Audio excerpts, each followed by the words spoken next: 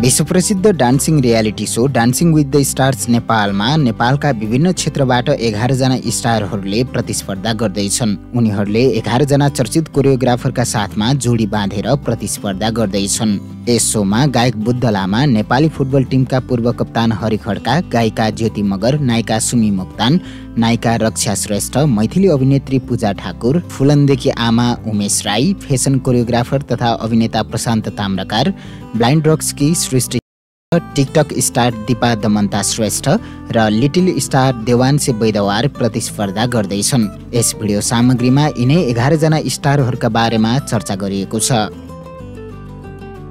बुद्ध लामा। बुद्ध लामा पहिलो नेपाल आइडल हुन्। पहिले पनि गायन रियालिटी शो जितिसकेका बुद्धको नाच पनि राम्रो भएको ट्रेलरबाटै अनुमान लगाउन सकिन्छ। उनको जोडीको भूमिकामा रहेकी केविका खत्रीले समेत बुद्धको नृत्यको प्रशंसा गरेकी छिन्। बुद्ध कास्की निवासी हुन्। 2054 साल मङ्सिर 8 गते पोखरामा जन्मिएका बुद्ध लामाको पुर्ख्यौली थलो धादिङको लापामा हो। उनको परिवार 2042 सालमा पोखरामा बसाइ सरेको थियो।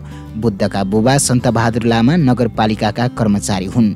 उनका आमा बुवा पनि उनी जस्तै गीत गाउन माहिर छन्। पोखराको महेन्द्र माविबाट एसईई अध्ययन पूरा गरेका उनले सोही विद्यालयमै गीत गाएर गायनको यात्रा थालेका हुन्।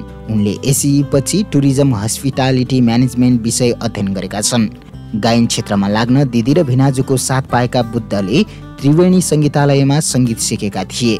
उनले पोखराकै गुरुकुल संगीतालयमा पनि संगीत सिकेका थिए। सानै उमेरदेखि त्रिवेणीका गुरु नवराज बरालसँग संगीत सिकेका बुद्ध पोखरामा आयोजना भएको बिग आइकन 2011 मा चौथो भएका थिए। साथीहरूसँग मिलेर उनले ताण्डव नामको ब्यान्ड पनि बनाएका थिए, तर त्यो ब्यान्ड दुःखद घटनाका कारण स्थायी हुन सकेनन्। उनले सन् 2012 मा आफ्नै कम्पोजिसनमा कसरी तिमीलाई बोलको गीत रेकर्ड गराएका थिए। यसरी सङ्घर्ष गरेर अघि बढेका बुद्धले नेपालमा पहिलो पटक विदेशी रियालिटी शोको फ्रेन्चाइजका रूपमा सञ्चालनमा आएको नेपाल आइडलको पहिलो सिजन सन् 2017 मा जितेका थिए। त्यसपछि उनका लगातार हिट गीतहरू सार्वजनिक भइरहेका छन्। उनले डान्सिङ विथ द स्टार्स नेपालमा पनि तहल्का मच्चाउने अनुमान गरिएको छ। हरि खड्का। हरि खड्का चर्चित पूर्व नेपाली फुटबलर हुन्। नेपाली राष्ट्रिय फुटबल टोलीका पूर्व कप्तान खड्का महिला राष्ट्रिय टोलीका पूर्व प्रशिक्षक पनि हुन्। देशका लागि सर्वाधिक अन्तर्राष्ट्रिय गोल गर्ने 2 फुटबलर मध्ये खड्का एक हुन्। उनले र निराजन रायमझीले समान 13 गोल गरेका छन्। राष्ट्रिय फुटबल जीवनमा पूर्ण विराम लगाएका खड्का हाल भने विभिन्न राष्ट्रिय लिगका क्लबहरूमा प्रशिक्षण दिने काम गर्छन्। फिफा ए तह तालिम कार्यक्रममा पनि उनले भाग लिएका छन्। भारत तथा बङ्गलादेशका विभिन्न क्लबमा आफ्नो क्षमता प्रस्तुत गरिसकेका हरिले एक सिजन बङ्गलादेशको मोहम्मडन क्लबमा पनि मासिक 2000 अमेरिकी डलरसम्म पारिश्रमिक पाएका थिए। ती क्लबहरूमा गरेको प्रदर्शनकै कारण अहिलेसम्म पनि दक्षिण एसियाका मुलुकमा नेपाली टोली जाँदा उनको खोजी हुने गर्छ।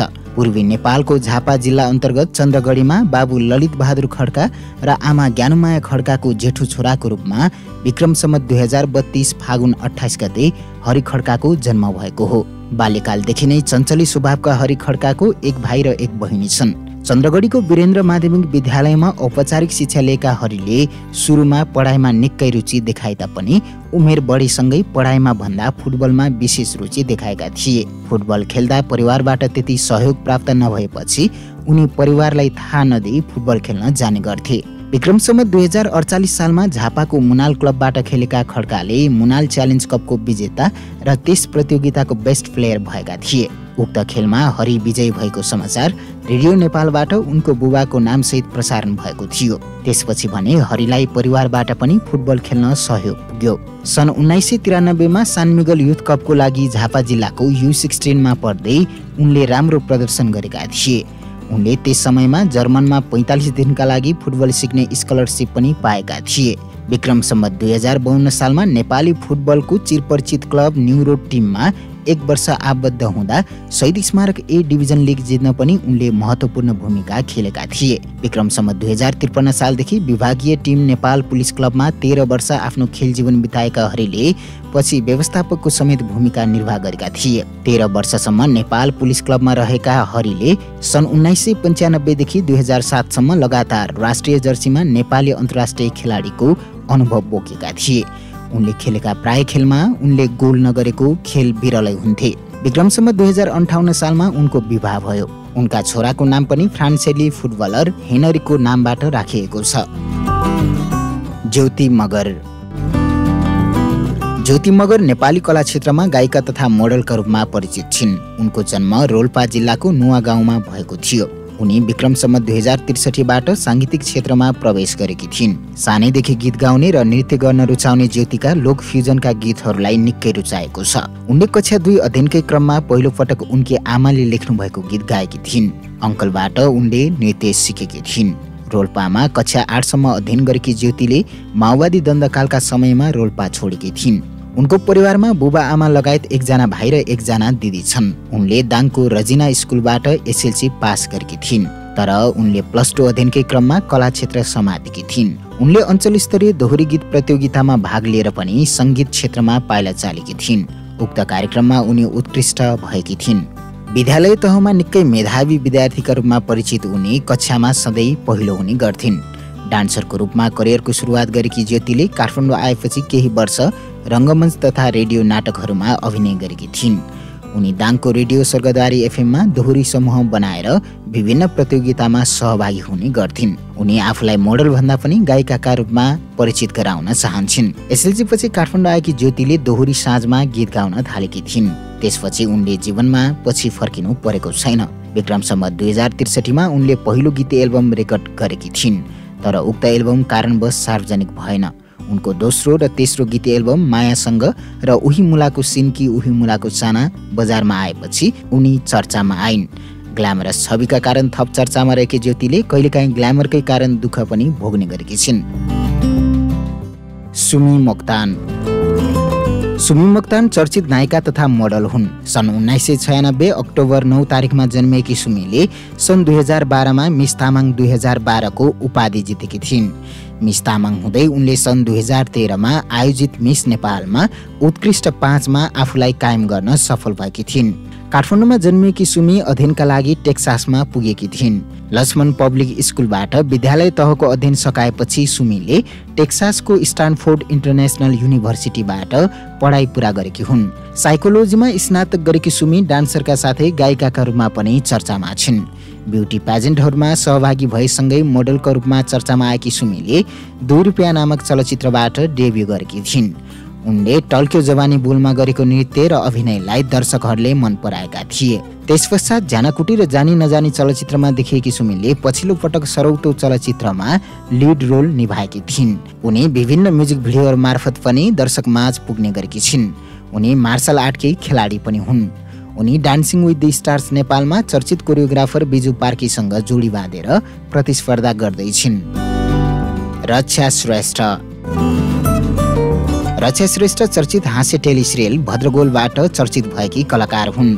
भद्रगोलदेखि सकिगोनीसम्म आइपुग्दा रक्षाले आफूलाई नायिकाको दौडसम्म पुर्याएकी छिन्। उनी विभिन्न म्युजिक भिडियोहरूमा पनि देखिँदै आएकी छिन्। उनको पूरा नाम रक्षा श्रेष्ठ गुरुङ हो। डान्सिङ विथ द स्टार्स नेपालमा चर्चित कोरियोग्राफर तथा डान्सर सरोज मुक्तानसँग जोडी बाँधेर उनी प्रतिस्पर्धामा उत्रिएकी छिन्। लोकप्रिय हास्य टेलिसिरियल भद्रगोलमा जिग्रेकी मायालु प्रेमिका बनेर अभिनय गरेकी रक्षाको सौन्दर्यको साथै अभिनयको पनि चर्चा हुने गरेको छ। सोही टेलिसिरियलबाट चर्चामा आएकी रक्षाले दर्जनौं म्युजिक भिडियोहरूमा पनि अभिनय गरेकी छिन्। उनी पछिल्लो समय सकिगोनी टेलिसिरियलमा आबद्ध छिन्। उनी दर्जनौं प्रोडक्टहरूको विज्ञापनमा पनि जमेकी छिन्। उनी भद्रगोलमा अभिनय गर्न अघि नै विज्ञापनहरूमा समेत अभिनय गर्थिन्। उनले केही चलचित्रहरूमा पनि अभिनय गरेकी छिन्। गाजा बाजा, हैरान, स्काउट लगायतका चलचित्रहरू उनले अभिनय गरेका चलचित्रहरू हुन्। आइरक निकनेम राखेकी रक्षाको जन्म जुलाई 10, 1993मा भएको हो। उदयमान श्रेष्ठ र रेवती श्रेष्ठकी छोरी रक्षाले अभिनयमा आउनु पूर्व शिक्षिकाको रूपमा पनि काम गरेकी थिइन्। पूजा ठाकुर। पूजा ठाकुर मैथिली समाजका एक चर्चित अभिनेत्री हुन्। डान्सिङ विथ द स्टार्स नेपालमा कोरियोग्राफर राजीव समरसँग जोडी बाँधेर प्रतिस्पर्धामा उत्रिएकी पूजाका म्युजिक भिडियोहरू पनि चर्चामा छन्। विक्रम सम्वत 2053 साल भदौ 9 गते धनुषा जिल्लाको साबिक सबैला गाविस वडा नम्बर 7 हाल सबैला नगरपालिकामा जन्मिएकी पूजा बाबु लाल नारायण ठाकुर र आमा सीता ठाकुरकी जेठी छोरी हुन्। विक्रम सम्वत 2068 सालमा एसएलसी सकाएकी पूजाले 2071 सालमा स्टाफ नर्सको अध्ययन सकाएकी थिइन्। जनकपुर निवासी पूजालाई उनकी आमा सरिता ठाकुर आफू नर्स भएकोले पूजालाई पनि नर्स बनाउन चाहन्थिन्। त्यसकारण पूजालाई उनकी आमाले नर्स समेत पढाउनु भएको थियो। तर पूजाको रुचि भने नर्सिङमा भन्दा कलाकारितामा थियो। त्यसकारण पूजा कलाकारितामै लागिन्। मैथिली समाजमा कलाकारितालाई धेरै राम्रो नमानिने भएकोले सुरुमा नर्सिङ पेसामा लागे पनि पछि पूजाले नर्सिङ पेसालाई त्यागेर कलाकारितामा पाइला टेकेकी थिइन्। जनकपुरमा सीताको रोल निभाएर भाइरल भएकी पूजालाई धेरैले सीता माता भनेर चिन्छन्।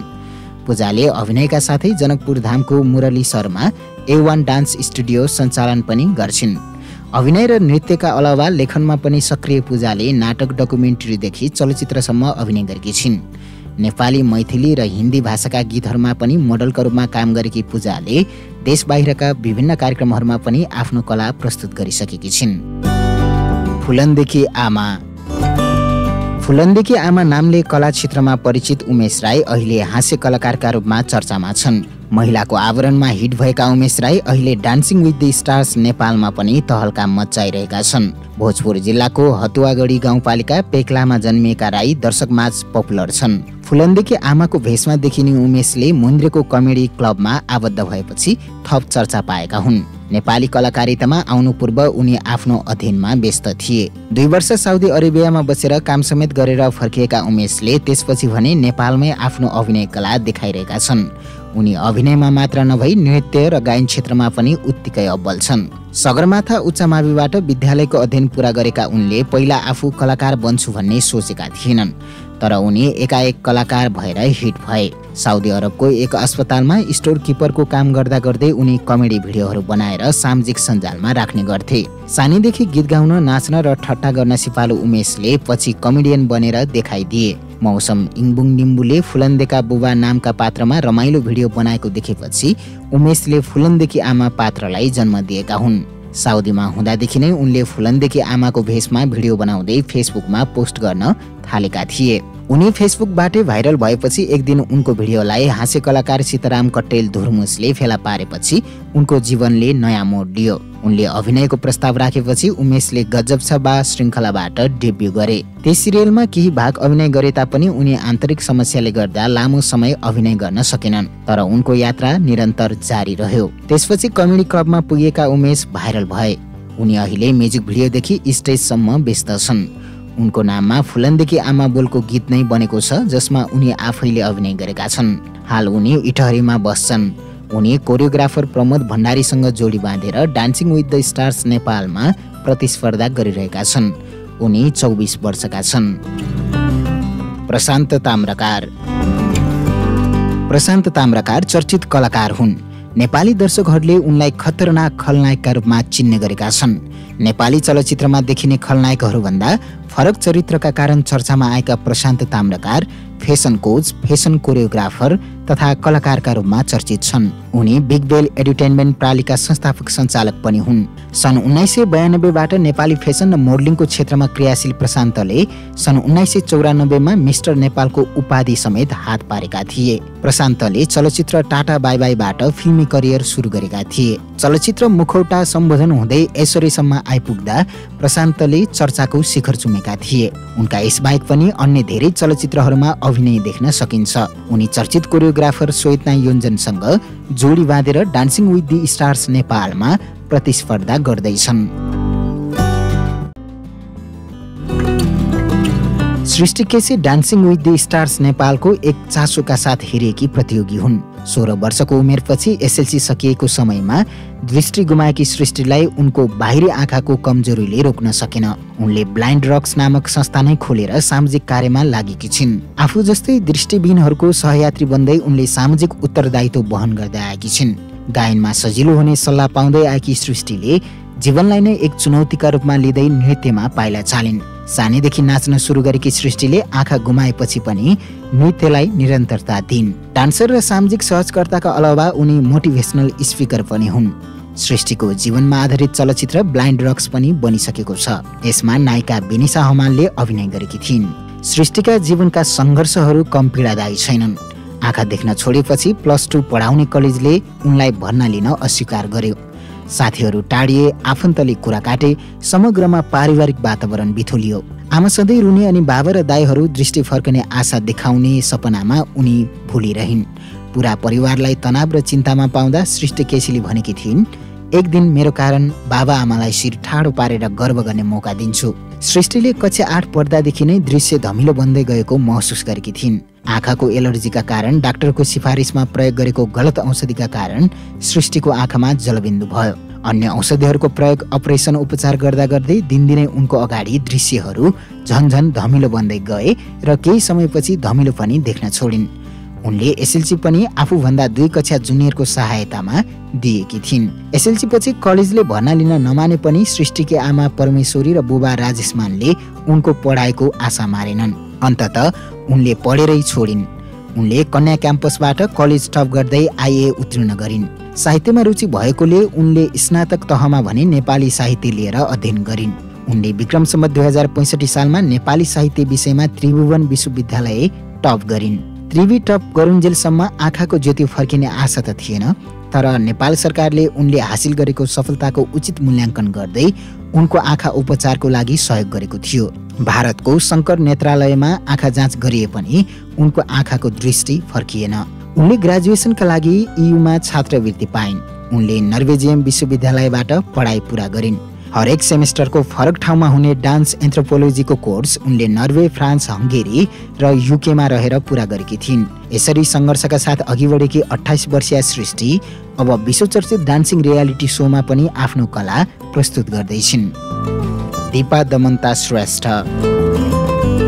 टिकटकबाट सर्वाधिक चर्चामा आएका चर्चित टिकटक ट्विन्स स्टारहरूमध्ये दीपा र दमन्ता पनि एक हुन्।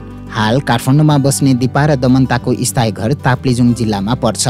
टिकटकमा भाइरल भएपछि म्युजिक भिडियोहरूमा समेत अभिनय गरेका दमन्ता श्रेष्ठ जेठी हुन् भने दीपा श्रेष्ठ कान्छी हुन्। टिकटकमा लाखौं फलोअर्स बनाएका दीपा र दमन्ताले नेपालमा मात्र नभई विदेशमा पनि चर्चा कमाएका छन्। उनीहरू अभिनीत म्युजिक भिडियोहरू ट्रेन्डिङमा समेत परेका थिए। 45 मिनेटको फरकमा जन्मिएका दीपा र दमन्ताले आफूहरूले विदेशी ट्विन्सहरूको अनुकरण गर्दै टिकटक बनाउन सुरु गरेको बताएका छन्। सामान्य परिवारमा जन्मिएका दीपा दमन्ता एउटै कक्षा, एउटै कलेज र एउटै फ्याकल्टीमा पढ्छन्। उनीहरू बीबीएस प्रथम वर्षमा अध्ययनरत छन्। टिकटकमा उनीहरू विशेष गरी नृत्य प्रस्तुत गर्छन्। उनीहरू युट्युबमा डबल ट्रबल नामक शो पनि सञ्चालन गर्छन्। उनीहरू भारतमा पनि निकै लोकप्रिय छन्। उनीहरूलाई कोरियोग्राफर सुनिल विकले कोरियोग्राफ गर्दैछन्। देवान्शी बैदावार। टिकटकबाट भाइरल भएकी देवान्शी बैदावार डान्सिङ विथ द स्टार्स नेपालका सबैभन्दा कम उमेरकी प्रतियोगी हुन्। कोरियोग्राफर शुभम भुजेलसँग जोडी बाँधेर प्रतिस्पर्धामा उत्रिएकी देवान्शीले 2.5 वर्षको उमेरदेखि नै नाच्न थालेकी हुन्। सानो उमेरमा टिकटक स्टार बनेकी देवान्शीले विभिन्न स्थानमा आफ्नो आकर्षक नृत्य प्रदर्शन गर्ने मौका समेत पाइसकेकी छिन्। एसओएस हर्मन जिमिनेयर सानो ठिमीमा कक्षा 3 मा अध्ययनरत देवान्शीले युट्युबमा समेत 91,000 भन्दा बढी सब्स्क्राइबर बटुलेकी छिन्। उनी अहिले 8 वर्षकी छिन्। उनी नवलपरासीकी हुन्। आदरणीय दर्शकबिन, तपाईलाई यी स्टारहरूमध्ये कसको प्रस्तुति सबैभन्दा राम्रो लाग्छ? कृपया कमेन्ट गर्नुहोस्। यस्तै भिडियोहरूका लागि हाम्रो च्यानललाई सब्स्क्राइब गर्नुहोस्।